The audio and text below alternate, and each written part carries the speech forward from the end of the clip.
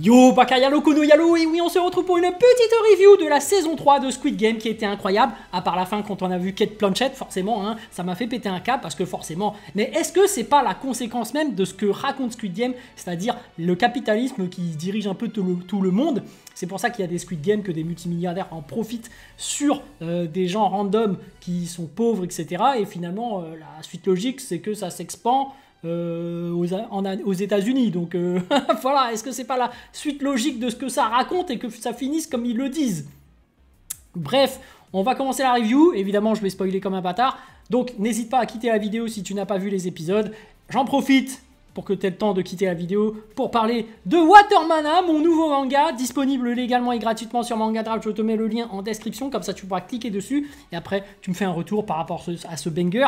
Je le répète, mon nouveau manga, Watermana, disponible légalement et gratuitement sur Mangadraft, lien en description. Mais bref, il fait super chaud, j'ai du mal, mais on va quand même faire cette review de Squid Game. Bon, le thème principal pour moi c'est l'innocence par rapport à cette saison 3, parce que justement, comme vous avez pu le remarquer, il y a un jeu de cache-cache qui commence et c'est lors de ce passage que tu as l'innocence incarnée qui va naître, le bébé, et qui va finir par être le grand champion, le grand vainqueur du Squid Game.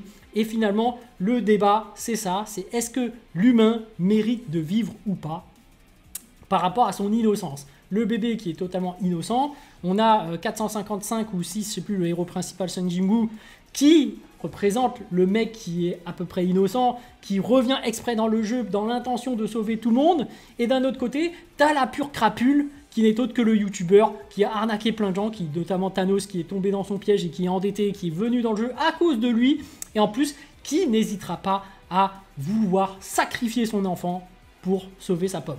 Donc on a vraiment l'égoïsme incarné, tout l'inverse de l'innocence. Et pour moi, c'est vraiment ça le thème.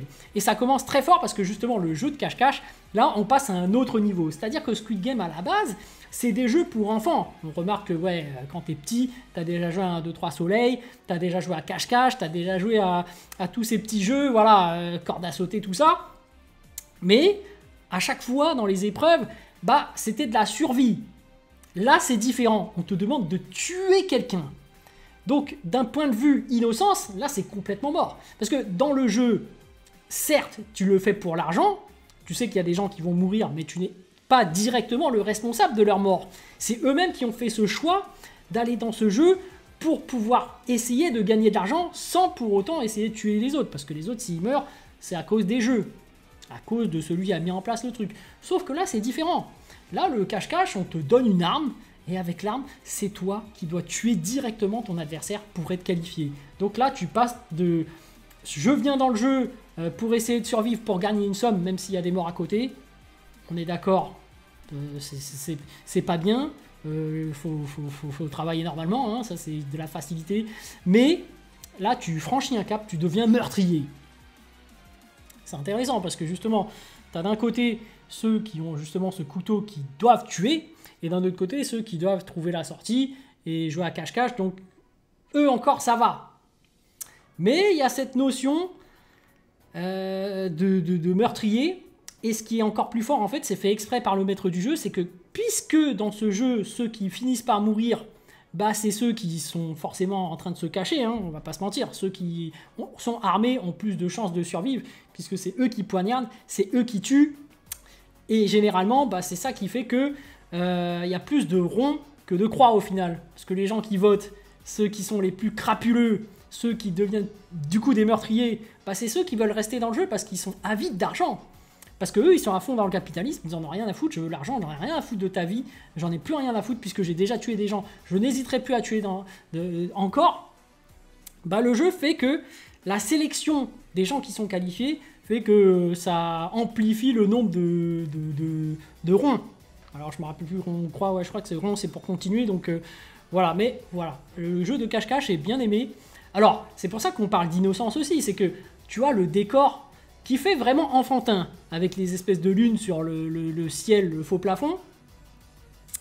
T'as des espèces d'épées en forme de petites épées pour tu sais, des petits trucs de à la Zelda, là. C'est des épées pour enfants, ça fait vachement innocent, ça fait vachement enfantin, et pourtant derrière on parle de meurtre. on te parle d'aller tuer des gens. Et c'est ça qui fait que c'est assez dingue comme jeu. Moi, je trouve que ce jeu-là, par rapport aux autres, tu dois faire l'acte de tuer. C'est encore plus violent que les autres. Donc, on a des alliances qui se créent. On a le youtubeur, justement, qui va finir en finale, qui fait une alliance avec l'ancien pote de Thanos, donc j'ai oublié le nom, qui était un junkie, qui se droguait. Je trouve l'alliance intéressante parce que, justement, c'est le youtubeur qui avait arnaqué ces gens-là qui finalement viennent pour faire alliance avec lui. Donc au final, il a toujours de l'emprise sur eux et pourtant, tu sens que l'autre est quand même plus dangereux vu sa folie.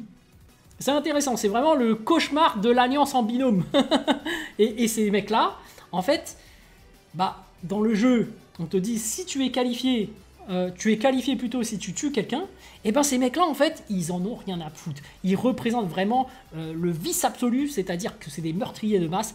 Ils sont qualifiés et pourtant, ils sont encore là, en train de chasser, en train de vouloir tuer des gens. Et pourtant, ils ont fait un truc assez intéressant, hein, c'est-à-dire qu'au début, pour être qualifiés tous les deux, ils se sont dit « Attends, c'est pas toi qui tue en premier, on va le tuer en même temps. » Mais du coup, quand ils ont tué en même temps, le mec a dit « Bon, bah, on continue à le faire. » Et puis après, ils se sont dit « Bon, bah, on va continuer. » En fait, ils ont pris goût au meurtre. C'est chaud quand même. De voir carrément des innocents, enfin bon, ils sont pas totalement innocents, mais t'as compris, des êtres humains qui, sous des coups de couteau directs, perdent la vie, et même tu le vois à travers l'espèce de mini-jeu que se fait le pote de Thanos, c'est-à-dire qu'il dit regarde les yeux, le mec commence à perdre sa vie, il commence à perdre tu vois, la vitalité. C'est intéressant de voir son regard quand il meurt. Le truc de psychopathe quoi. Franchement c'est un taré ce mec. Et finalement le youtubeur, est-ce que tu vois, est-ce que lui serait pas pire? Ce qui, à la fin, c'est... Enfin bref. Mais on voit quand même que tu as des échanges entre ces deux personnages qui sont, pour moi, les méchants de l'histoire. Mais après, on voit aussi que, bon, on s'accroche à certains personnages et forcément, la grand-mère, moi, je peux attacher quand même à elle. Parce qu'en fait, en termes d'innocence pure, en termes de valeur, elle était là pour sauver son fils. Parce qu'il savait que son fils était un peu débile, il s'est lancé dans le jeu pour avoir de l'argent plus facilement, parce qu'il était endetté, et du coup elle vient vraiment pour essayer de sauver son gamin.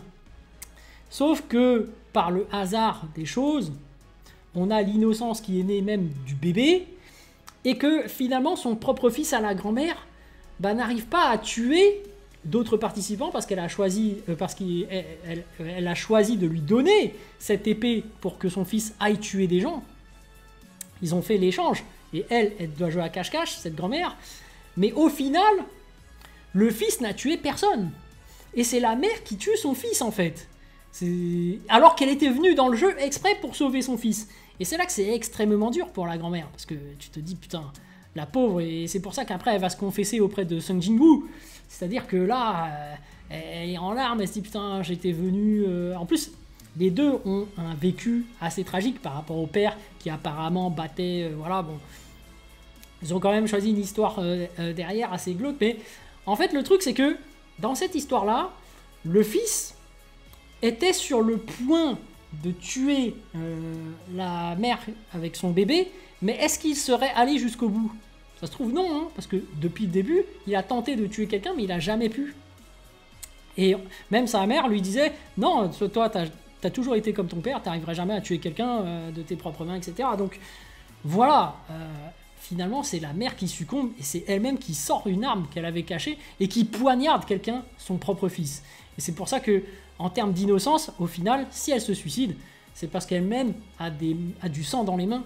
Et c'est même pire, c'est le sang de son fils. Donc c'est pour ça qu'en fait, elle se pend.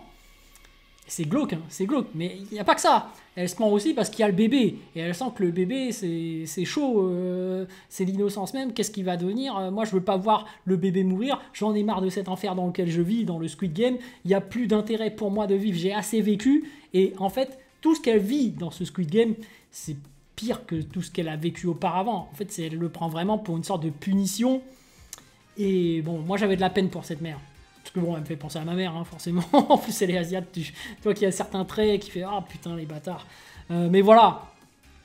franchement, ça m'a, c'est le passage le plus triste quand elle s'est pendue, quand elle a parlé et qu'elle s'est confessée auprès de 456, quand Sung Jin-woo, 455, je sais plus, bah bref, Sung Jin-woo le héros, c'est le moment. Et pourtant, c'est grâce à elle que Sung Jin-woo va reprendre cette volonté de vouloir sauver le bébé et vouloir arrêter toutes les personnes du Squid Game, quoi. Ouais. Mais bref, on va revenir par rapport à ce jeu de cache-cache parce qu'il y a énormément de personnages auxquels tu t'accroches et énormément de personnages. Voilà, moi j'ai kiffé, hein. Moi je m'accroche à tous ces personnages, je les kiffe. Bon, sauf les méchants évidemment, comme je le disais, hein, pour moi les deux, le youtubeur et encore même le youtubeur, des fois je me dis, ce serait bien qu'il revire de bord. C'est-à-dire que j'ai envie de sauver mon fils, bon allez. Avec vous, ensemble, on sortira, j'ai envie de protéger mon fils. J'avais un petit espoir en lui, tu vois. Je me suis dit, tiens... Mais non, en fait, quel petit con. Bon, on va parler de la femme qui est enceinte, qui finalement se tord la cheville. Putain, c'est la merde. Et qui est accompagnée de la trans, et qui est accompagnée de la grand-mère. Et on sait que, voilà, à l'aide des 3 clés, les 3 peuvent pouvoir ouvrir la porte de sortie. J'ai bien aimé cette alliance parce que finalement les 3 je les aimais bien déjà dans la saison 2. Là on les voit ensemble dans la saison 3, tu te dis ouais, on ne change pas une équipe qui gagne. Et c'est bien parce que chacun a sa spécialité. Par exemple la trans, on sait qu'elle est quand même plus balèze en termes de bagarre. Donc si jamais il y a quelqu'un qui arrive en tant qu'agresseur, bah tu vois qu'elle défend très bien. Elle arrive même à un moment donné à en buter un. Tu dis ah ouais, en plus elle prend son couteau. Donc tu dis bon maintenant, elle-même est armée ou il, je sais pas comment on appelle ça, mais bref. Yel. Bon, c'est intéressant. C'est marrant. Et le plus triste dans tout ça, c'est que c'est le youtubeur qui arrive par derrière et qui l'a planté. J'étais dégoûté en fait. Ça aussi, c'est une mort qui m'a fait de la peine parce que le youtubeur qui disait je vais protéger ma meuf parce qu'il y aura mon bébé, etc. Et qui au final plante la trans qui elle-même en fait protégeait sa mère et l'enfant. En fait, ils étaient dans le même camp. Et pourtant, après, il va dire à l'autre, non, on rentre pas là, t'inquiète, aux potes de Thanos, il n'y a personne là-bas, allons ailleurs. Ouais, c'est... Et dans l'histoire de ce cache-cache encore, parce qu'il y a d'autres personnages, il y a cette fameuse religieuse qui, franchement, a quand même réussi à embobiner 4 autres personnes qui la suivent.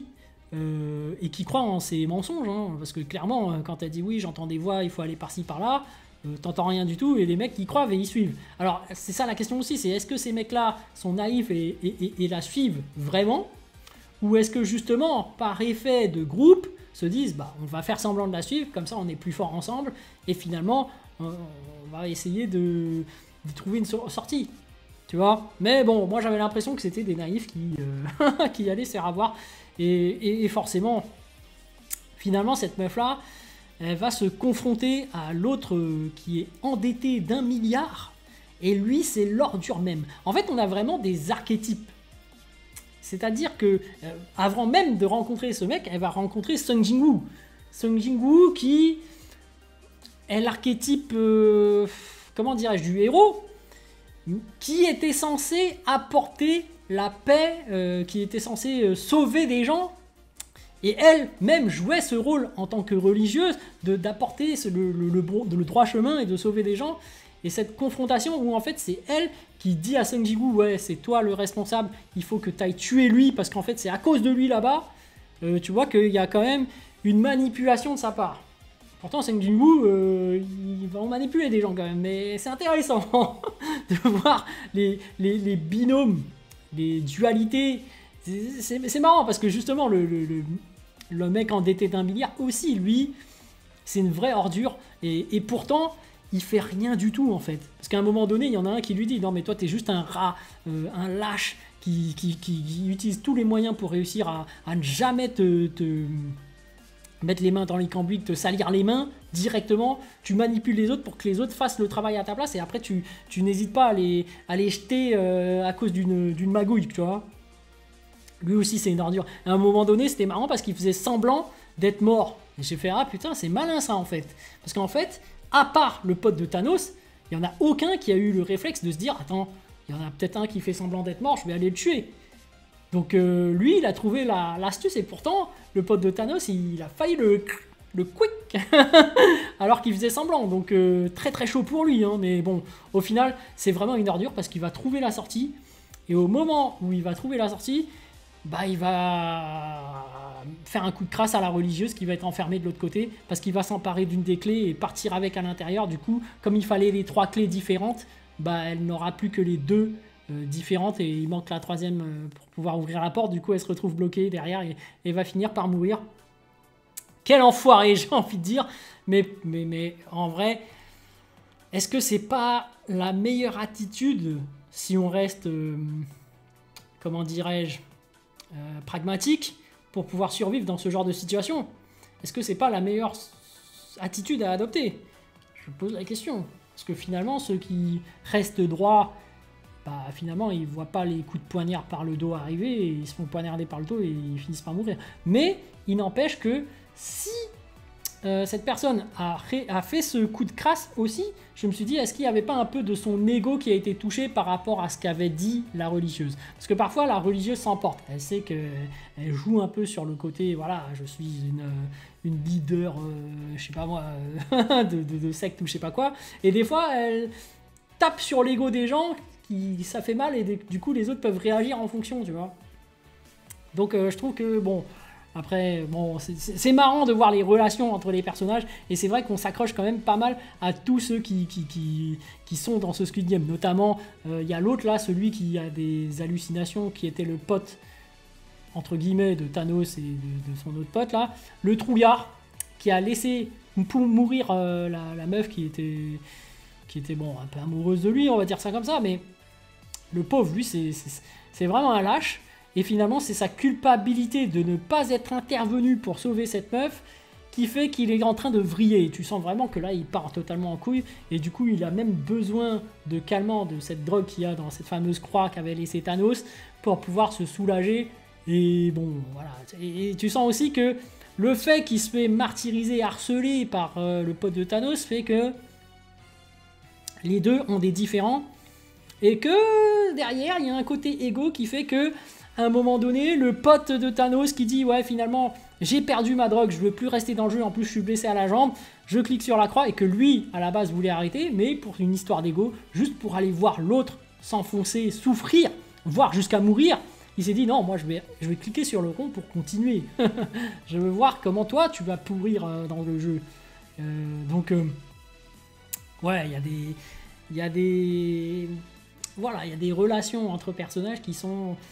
conflictuels, et c'est intéressant de les voir. C'est comme Sung Jin-woo au début, quand il se disait c'est ma faute, il culpabilisait, il avait du mal à comprendre pourquoi est-ce que son meilleur ami était mort, et toute son équipe qui est partie en mode escapade là, avec des mitraillettes et tout. Et finalement on dit ouais, en fait c'est sa faute à lui là, c'est lui qui a pas rapporté les munitions. Oh, le regard à chaque fois, comment il le figeait, comment il le fixait comme ça, il se dit c'est ta faute enfoiré, je vais te défoncer, je vais te défoncer, je vais te tuer, je vais te tuer. Et tu sentais que dans le jeu, il allait retrouver justement pour finir ce fameux conflit qu'ils avaient. Et c'est intéressant justement comment il tue cette personne à la fin, parce qu'au final, Sung Jin-woo ne le tue pas directement avec le couteau. Finalement, il finit par l'étrangler. Donc bon, ça reste un meurtre, mais... Voilà, pour moi, il n'est pas totalement innocent, hein, Sung Jin-woo. Là, il a commencé à être un meurtrier, mais c'est pas directement au couteau. Tu sens qu'il a quand même une part d'humanité encore, même si au final, bon, tu vois. Parce que dans le jeu, il fallait qu'il tue.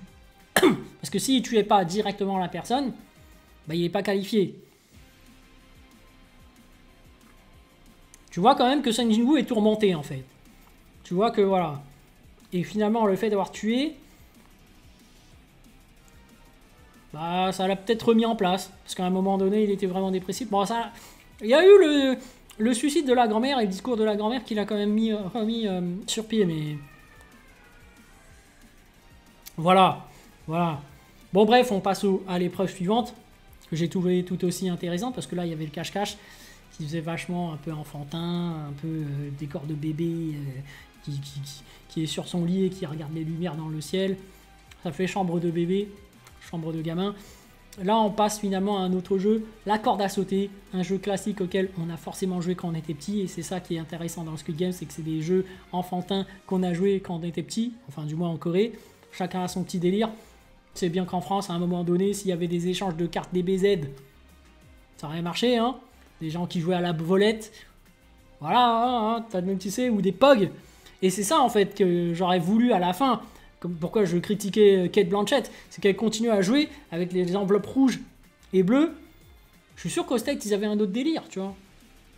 Parce que en fonction des pays, en fonction de chaque école primaire, voire maternelle, on avait d'autres jeux, en fait. Il y a des jeux communs, effectivement, le jeu des billes, des machins, oui, c'est représentatif. Mais nous, en France, on n'a jamais joué à ce jeu avec des enveloppes. Alors, je suis sûr qu'aux États-Unis, il y avait mieux à faire, tu vois. Mais bon, après, ils ont vendu la licence, ils se sont dit, bon, allez, capitalisme, on va se faire du fric sur la licence, mais faites de votre côté, moi j'empocherai peut-être un pourcentage, si c'est 10 à l'auteur de Squid Game, peut-être. Mais bref, je divague, corde à sauter. Le jeu est intéressant parce que il y a une énorme corde à sauter, et au milieu, il y a une espèce de trou qui fait que la plupart des gens, en fait, sont obligés de faire un saut, puis ensuite directement faire un autre saut.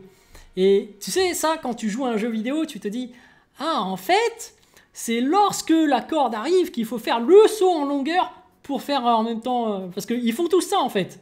Ils font tous un long saut, puis ensuite un deuxième saut pour esquiver la corde. En fait, le premier saut pour passer au-dessus du trou, puis ensuite sauter pour esquiver la corde. Mais quand tu joues à un jeu vidéo, tu te dis, au moment où la corde arrive, tu fais un saut en longueur qui fait que ce saut en longueur saute au-dessus de la corde en même temps que le trou. Tu vois, bah en fait, on n'est pas dans un jeu vidéo, c'est ça qu'il faut se dire. Dans la vraie réalité, quand ta vie est en jeu, je peux te dire que c'est pas drôle ce jeu. Parce que c'est vrai que quand tu les regardes jouer, tu te dis parfois, mais en fait, c'est peut-être faisable. Pour moi-même. Je me dis, attends, dans un Squid Game, est-ce que moi je me lancerais pas dans le délire? Tu sais, moi je me suis même posé la question. Hein. Bon, le cache-cache, évidemment que non. Mais dans le 1, 2, 3 soleil, dans le jeu de la corde comme ça, tu te dis, attends, en fait c'est pas si compliqué. Peut-être que je peux survivre moi. Peut-être que je peux y arriver. Alors si ma vie n'est pas en jeu, tu vois, et qu'il y avait de l'argent à empocher, à la fin tu te dis, bon bah c'est juste un jeu télévisé, autant se lancer. Mais là non. Ta vie est en jeu, donc tu fais pas le malin, tu sautes au bon moment, et tu vois vraiment que le danger de ce jeu, c'est aussi le fait qu'il y a des gens qui n'hésitent plus à tuer l'autre pour pouvoir gagner plus d'argent. Parce qu'en fait, le précédent jeu, c'est l'ouverture au meurtre. Et juste après là, en fait, tu vois que le premier mec qui arrive à l'arrivée, en même temps que Sung Jin-woo, il laisse plus passer les autres. Il se dit, ah, au moment où toi tu vas arriver, boum, coup de pied, tu tombes, tu tombes dans le trou et tu meurs. Donc tu te dis, putain, les bâtards. Et tu vois vraiment que Sung Jin-woo, en fait, il a la vertu de je veux sauver tout le monde. Il se dit même que, alors évidemment, il a quand même plus d'affinité par rapport à les personnages auxquels il y tient. Et donc, tu as la meuf qui est enceinte et il dit carrément, ouais, je vais revenir te sauver. Bon, elle a accouché, donc du coup, elle est plus enceinte. Mais en fait, c'était pas à lui d'aller faire ce geste. C'était plus au youtubeur qui, en fait, est le père de l'enfant. Et même, il y a une discussion entre les deux. Et tu vois même que le youtubeur, c'est un enfoiré, en fait. Tu te dis, putain, mais porte tes couilles, va la porter et fais l'épreuve. Bah non, il fait, non, l'autre part avec le bébé. Et moi, je fais l'épreuve tout seul. Et pour plus tard, en fait, je serais prêt à sacrifier mon gosse pour sauver ma vie. Donc là, on a vraiment un enfoiré de première. Bon, l'épreuve corde à sauter, évidemment, est intéressante, mais on a perdu quand même pas mal de personnages auxquels on s'était attaché. Hein. Ça aurait préféré avoir la transe, avoir... Bon, on a quand même celui qui est le lâche, qui a fait un coup d'enfoiré, qui a balancé la croix où il y avait la drogue dedans pour piéger le pote à Thanos. Et en fait, il avait pris les drogues, enfin, il en restait plus qu'un du coup, sur lui. Et c'est ça qui a perturbé justement le pote à Thanos qui fait, bon, bah, j'ai plus ma drogue, je me laisse mourir. Parce que lui, en fait, et d'ailleurs, cette personne, en fait, je sais pas vraiment c'est quoi la drogue qu'ils prennent, mais c'est peut-être une drogue extrêmement puissante, parce que à peine ils en ont pris, surtout ce nouveau, hein, le lâche, tu sens tout de suite la dépendance.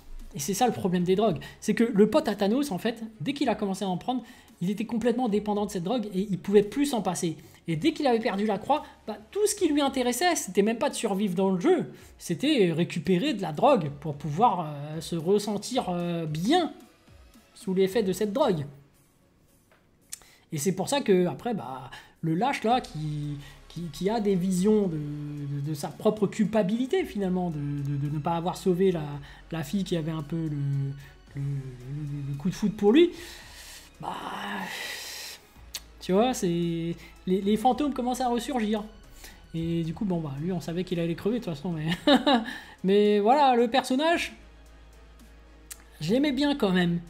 Mais ce qui était intéressant, c'est de voir comment les autres le voyaient. Parce que quand t'as le mec endetté d'1 milliard, tu vois que lui, il regarde bien les gens plus faibles. Et il dit, ouais, c'est lui qu'on va chasser, qu'on va tuer pour la prochaine. Donc, allez-y à ma place. Comme il se salit jamais les mains.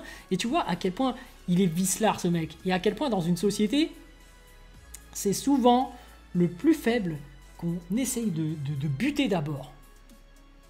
Et après, les plus forts survivent. Mais il y a vraiment ce délire de...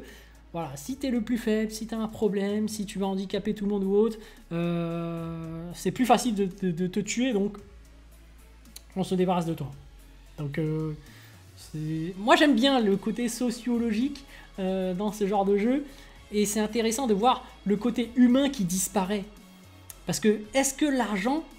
on a tous une valeur, une notion de l'argent qui est différente des uns des autres. Parce que forcément, quand tu es dans le besoin, tu serais prêt à faire plus de choses atroces pour obtenir cet argent. Alors que quand tu n'es pas dans ce besoin aussi imminent, finalement, tu dis non, mais là, faut pas faire ça et tout. Et c'est ça, en fait, dans Squid Game, c'est que tu as tout un système qui tourne autour du capitalisme. Tu as des multimilliardaires qui en ont à foison et qui n'hésitent pas à abuser de leur pouvoir, qui même rentrent dans le jeu en tant que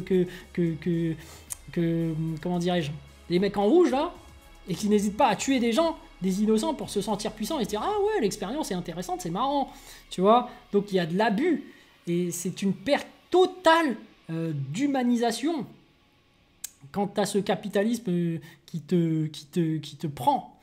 Et c'est intéressant parce que non seulement en fait, quand tu es trop riche, tu as tendance à perdre cette humanité, et quand tu es trop pauvre, c'est également pareil. Parce qu'en fait, tu es tellement dans le besoin que tu dis non. Quand tu es endetté d'1 milliard, là, tu te dis non, je dois abuser des autres. Je dois acquérir cet argent coûte que coûte. Et je m'en fous si l'autre il meurt. Et c'est ça qui est violent. C'est que, en fait, comme le thème c'est l'innocence, tu vois vraiment que ceux qui sont qualifiés après cette victoire-là, de la corde à sauter, et même avant, ils sont tous là à se dire putain, mais qu'est-ce qu'il a, ce bébé, il faut le tuer, il va prendre notre argent, tu vois. Ils sont tous là à se dire ce bébé doit mourir, il n'aurait pas dû naître. Et d'un autre côté, tu vois que ils ont pas forcément tort, dans le sens où le bébé n'a pas mérité cet argent. Mais d'un autre côté, ce bébé n'a pas demandé à être dans ce jeu. Tu vois? Donc, c'est vrai que le bébé est innocent. Il ne mérite pas d'être dans ce jeu. Mais il ne mérite pas non plus d'acquérir des milliards d'un coup, tu vois? Moi, je peux comprendre leur point de vue. Même si, d'un point de vue éthique, je comprends que l'enfant est innocent. Il faut quand même pas qu'il meure. Parce que là, t'as pas l'entre-deux. T'as pas on le sort du jeu et quelqu'un va s'en occuper. Mais bon, cet argent-là, c'est pas à lui, hein, n'empêche. Tu vois, il n'y a pas de juste milieu en fait. C'est vraiment bon, soit il crève, soit il gagne tout l'argent. Bon, c'est la sociologie, c'est marrant. Et surtout en fait, le sujet de Squid Game aborde le thème de l'innocence, de l'humanité, de la psychologie humaine, très intéressante. Et ce qui est très intéressant, c'est que le monde est très nuancé et que finalement, attention, ceux qui rentrent dans le Squid Game, le jeu de base, c'est des gens pauvres qui de base se font marcher dessus par la société et se disent sans cet argent je vais quand même finir par crever, donc je dois rester. En fait il y a quand même cette contrainte qui fait que bon, ils sont dans le jeu, ils n'ont pas le choix et voilà. Bon, en fait on a toujours le choix hein, évidemment de ne pas rentrer dans le jeu, de devoir travailler pour de vrai, etc. Mais bon, bref, l'épreuve finale, c'est intéressant.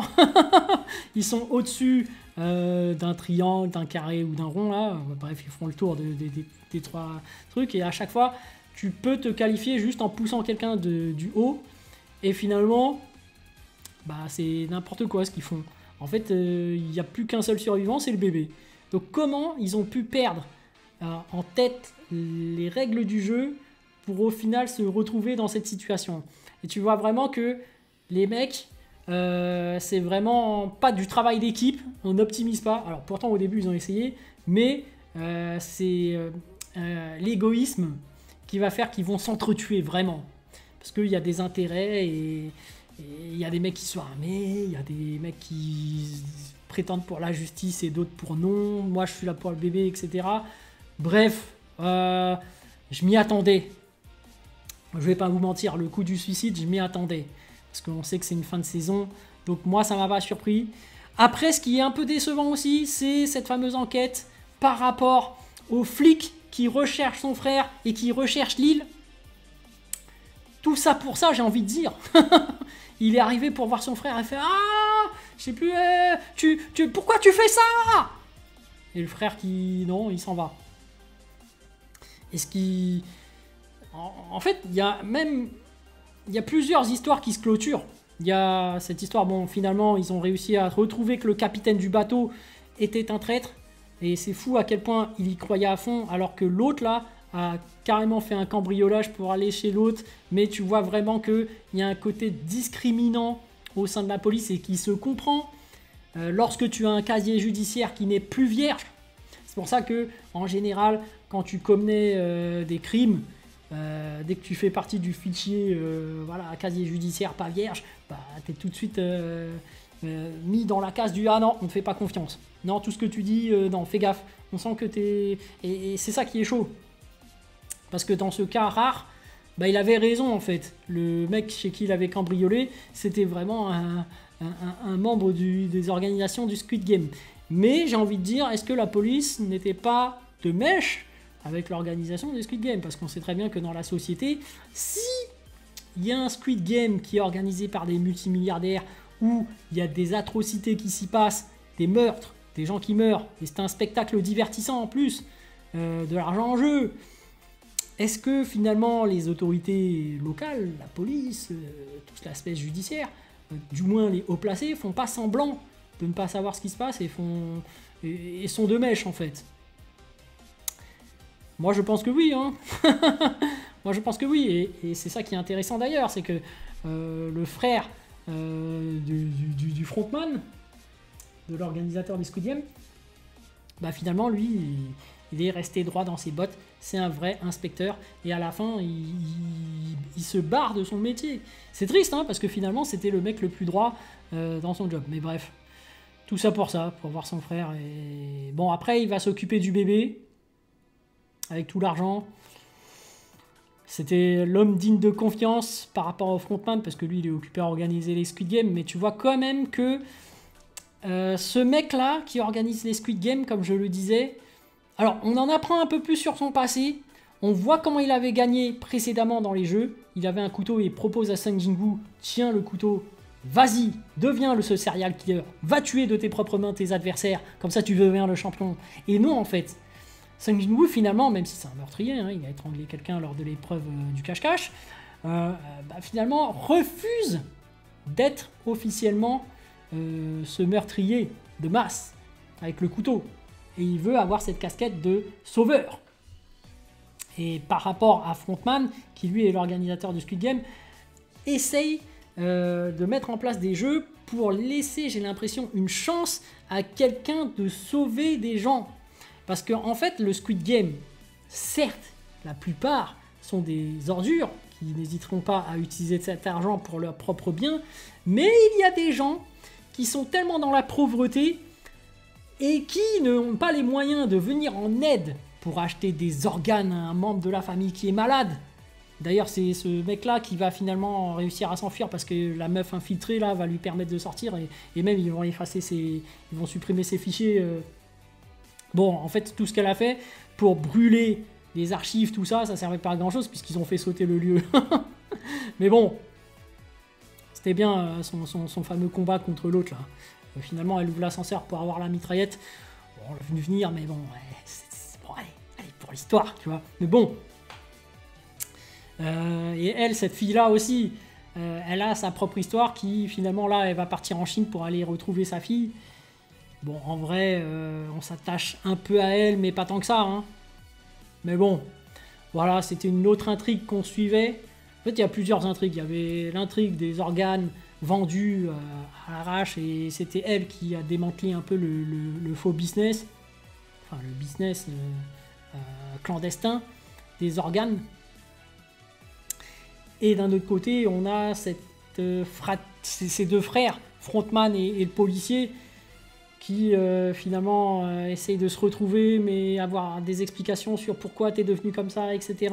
Et finalement, on n'aura pas de réponse sur pourquoi le frontman est devenu comme ça, mais on a quelques indices. Donc peut-être que ce sera développé plus tard, mais voilà, au final, c'est vrai que dans la saison 2, on reste sur notre fin. Parce qu'il y avait un début d'amorce, on ne sait pas s'il a menti à Sung Jin-woo ou pas. Je me rappelle qu'il avait dit, voilà, moi, ma femme avait des problèmes de santé, donc... Du coup, finalement, est-ce que c'est le Squid Game qui lui a permis de sauver sa femme? Et finalement, du fait qu'il a sauvé une personne grâce au Squid Game, est-ce que finalement, pour lui, c'est cette vision du Squid Game qui fait qu'il se dit c'est une bonne chose d'organiser des Squid Games parce que ça permet à quelqu'un qui n'a pas les moyens de sauver quelqu'un, malgré le fait que les autres meurent. Attention, attention, hein, évidemment, et que ça divertit. Mais finalement, ces multimilliardaires qui divertissent cet argent-là, ils vont jamais te le filer.